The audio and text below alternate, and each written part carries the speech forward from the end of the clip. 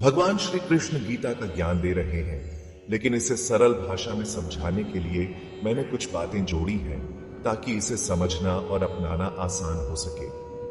भगवान श्री कृष्ण ने गीता में कहा है कि सच्चा आनंद बाहरी वस्तुओं से नहीं बल्कि आत्मा की शांति और आत्मज्ञान से आता है।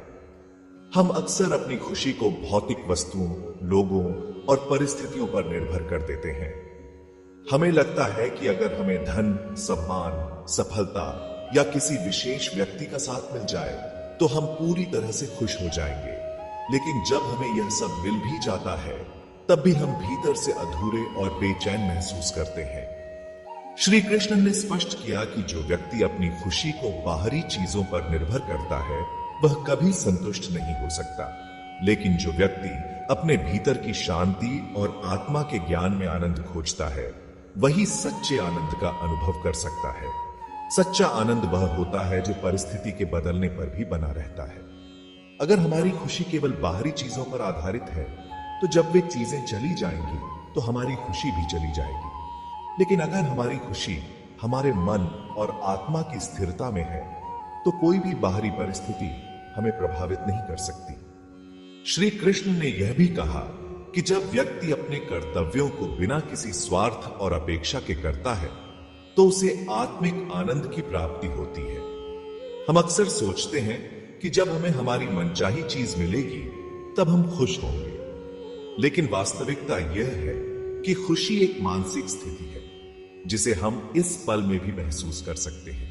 जिस व्यक्ति ने अपने मन को शांत और संतुलित कर लिया वह हर परिस्थिति में आनंदित रहता है, चाहे वह कठिनाइयों में हो या सफलता में। अब इस ज्ञान को एक कथा के रूप में समझते हैं। राज्यपुर का व्यापारी और संत। राज्यपुर राज्य में एक प्रसिद्ध व्यापारी था जिसका नाम आनंद था। उसके पास अपार धन संपत्ति थी, एक शानदार महल था, नौकर चाकर थे और व्यापार में भी वह अत्यंत सफल था। लेकिन उसके मन में हमेशा एक अजीब सी बेचैनी रहती थी।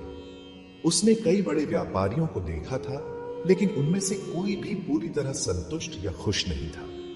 आनंद भी इसी असंतोष से घिरा रहता था। उसे हमेशा लगता था कि अगर वह और अधिक धन कमा ले तो उसे सच्ची खुशी मिलेगी। लेकिन जब भी वह एक नया लक्ष्य पूरा करता, उसकी खुशी कुछ ही दिनों में समाप्त हो जाती और वह किसी नए लक्ष्य की ओर दौड़ने लगता। एक दिन उसने राज्य में आए एक संत के बारे में सुना जो यह दावा करते थे कि सच्चा आनंद बाहरी चीजों में नहीं बल्कि भीतर है। आनंद को यह बात हास्यास्पद लगी। उसने सोचा, अगर खुशी भीतर होती तो मैं इतनी दौलत कमाकर भी बेचैन क्यों हूं। उसने संत से मिलने का निश्चय किया और उनके पास पहुंचा।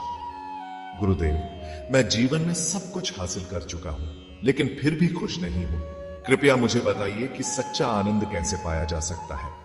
संत मुस्कुराए और बोले, अगर तुम सच में आनंद खोजना चाहते हो तो एक काम करो, मैं तुम्हें एक मिशन पर भेजता हूं। राज्य में घूमो और ऐसा व्यक्ति ढूंढो जो पूरी तरह से खुश और संतुष्ट हो। जब तुम उसे ढूंढ लोगे तो तुम्हें सच्चे आनंद का रहस्य मिल जाएगा।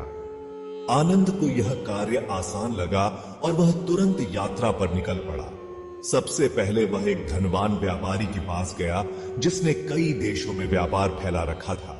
लेकिन जब आनंद ने उससे पूछा, क्या आप पूरी तरह से खुश हैं, तो व्यापारी ने गहरी सांस ली और कहा, मैं खुश तो हूं, लेकिन अगर मेरा व्यापार और बढ़ जाए तो शायद मैं और अधिक खुश हो जाऊंगा।